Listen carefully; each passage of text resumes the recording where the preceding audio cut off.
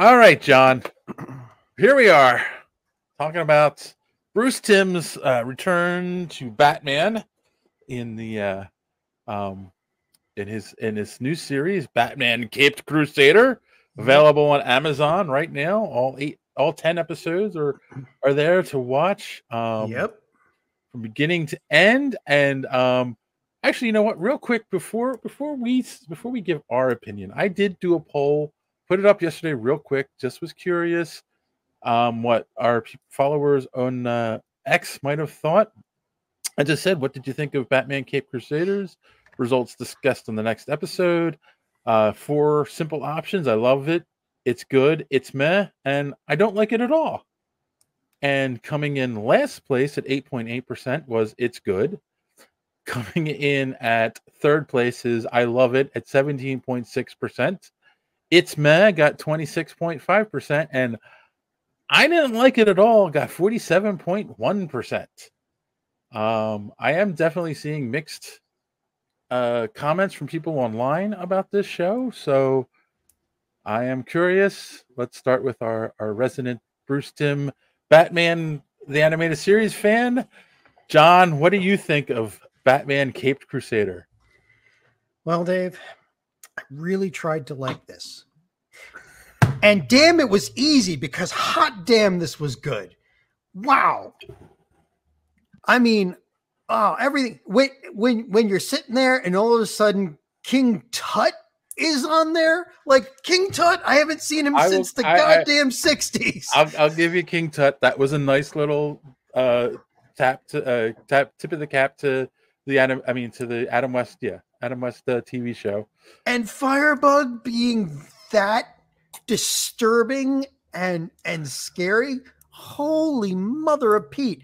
They did such a good job on it. Now, there were a few things, like some of the voice acting they didn't bring in real voice actors for some of the parts, and you could tell because they're trying to do a deep gravelly voice, and it sounds like somebody trying to do a deep gravelly voice. But by and large, the rest of it was just flawless. I mean, like, the stories were great. They used the old style black matte first for the art for the animation. So you can so it really looks dark. For those of you who don't know, like, normally cartoons start with like a white mat and then you paint everything, but it makes everything kind of bright. Like, but when you're doing the Dark Knight, you want it to look like it's nighttime. And the way to do that is start with black mat on the back and then start filling in. So it was just hot damn. Like, the storylines were awesome. The overlay, and I'll tell you, okay. Yeah, let's go. Let me just say this before we go on.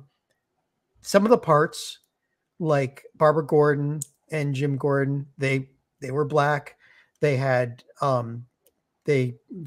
Montoya be gay, and a couple of changes, especially to Harley Quinn. And you know what? I don't give a damn, because the storylines were great and the characterizations were wonderful. The changes like that don't mean anything to me as long as the story is good and the actors are in it, and it's done on a level that you hope. And this was that level.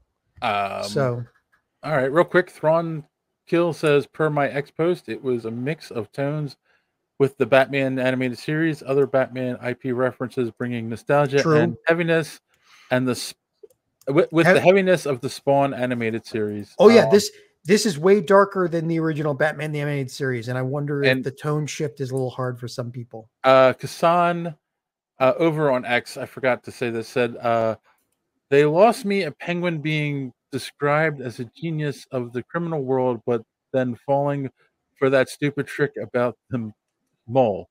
I do like the using the animated series aesthetic. It's meh, at least. Disclaimer, I watched only one episode. So, yeah, I mean, it's tough to judge a show on one episode or two. And again, they made Penguin female in this. But again, it didn't matter. And I think Penguin was done great. Yeah, Criminal Genius wasn't able. Nobody knew that they were a mob boss until Batman got involved. So you got to give her that. It's just when Batman got involved, everything went to shit. So like, All right. of course she's gonna get paranoid. All right, John, hold on.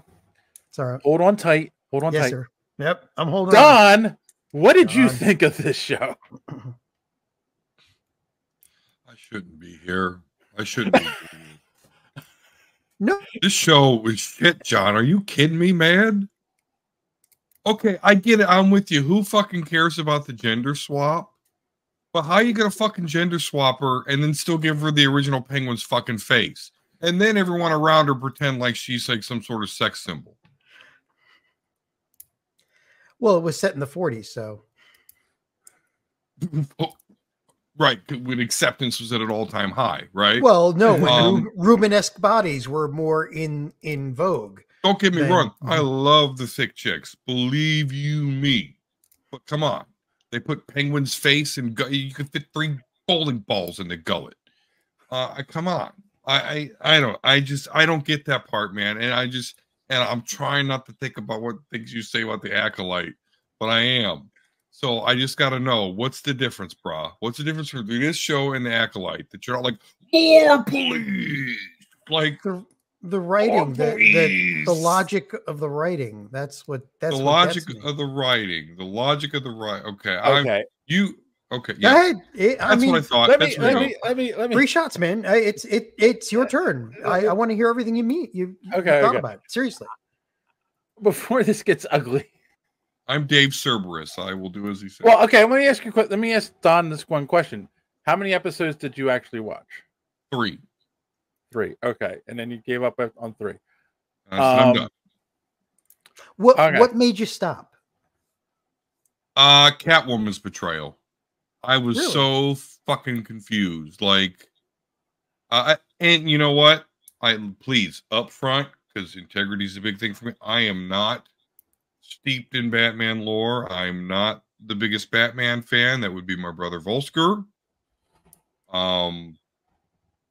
But I thought the Catwoman thing, it was really dumb. I thought her betrayal was dumb. I did. Oh, look who finally showed up. Hello, Kassan. What about it was dumb? Just I'm really curious because because to me, go ahead. Yeah, sorry, Dave. Let me. I watched 5 episodes and I was ready to stop watching. And I'm gonna say this. It's animated well. The voice acting is very good in it. And it's written really well for what it is. But to me, it's not a Batman show. Because number one of my issues I have, and this is consistent throughout the whole thing, Batman feels like a secondary character in a lot of the situations. He really does. You can defend it as much as you want, but he really is. They concentrate on Barbara and Montoya for 90% of this show. Detective, yep. Batman is kind of like in the background. But I will say this, and the Catwoman episode was one of the episodes where I kind of wanted to stop watching because Catwoman has become a feminist icon, and has been in the comics for a long time. This isn't like a modern thing. She's always been a feminist icon. And in this show, they made her a dumb daddy's girl who was a rich, spoiled brat who was stealing because she didn't have enough money, and totally destroyed that part of Catwoman, I feel like. And they only did 1 episode with her, but it was just like, it was gross. Like, I really hated what they did to Catwoman in the show. It's like, I love the character Catwoman, and you went crap on her. She's just a rich, spoiled brat who's stealing money, and she's not doing it for any kind of justice reasons, and screw Catwoman. And I was like, oh, well, then I guess I'm kind of I done. love when I come on here and I think things are going to go one way and it goes completely the opposite. Thanks for watching this clip from the Superhero Speak podcast. And don't forget to watch us live every Sunday night right here on this channel.